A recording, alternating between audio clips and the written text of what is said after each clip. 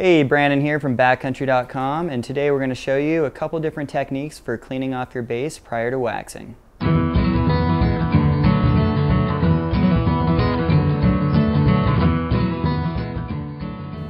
There are two main base types for snowboards, extruded and sintered. The extruded bases are less expensive and do not have a porous structure like a sintered base.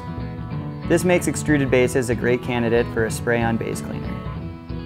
If you choose to go with a base cleaner, all you'll need is a little bottle of base cleaner and some paper towels. Spray down the base of the board and wipe clean.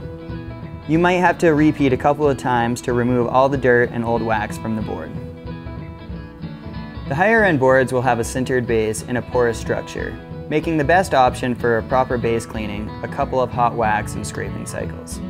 Properly brushing your sintered base prior to waxing opens up the pores in the structure of the board, so the new wax has a place to go, while brushing after waxing gives you a slick finish and opens up the structure for increased speed.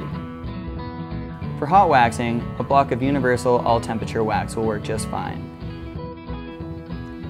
Heat up the iron just hot enough so that it will melt the wax. If the iron starts to smoke when you touch the wax to it, turn down the temperature. Burned wax, or even worse, a burned board base, is a bad thing. Touch the wax to the iron, allowing the wax to drip across the length of the board along both edges, then back and forth across the midsection. When in doubt, use more wax rather than less. Working from tip to tail, iron the wax onto the board using a back and forth motion. Keep in mind that you just need to melt the wax so that it covers the base of the board. If you iron it too slowly, you could burn the base. Since we are waxing the board to clean it, immediately after ironing the wax onto the board, you'll want to scrape off as much as possible with your plastic scraper. The idea with hot waxing is the wax lifts the dirt and impurities out of the base.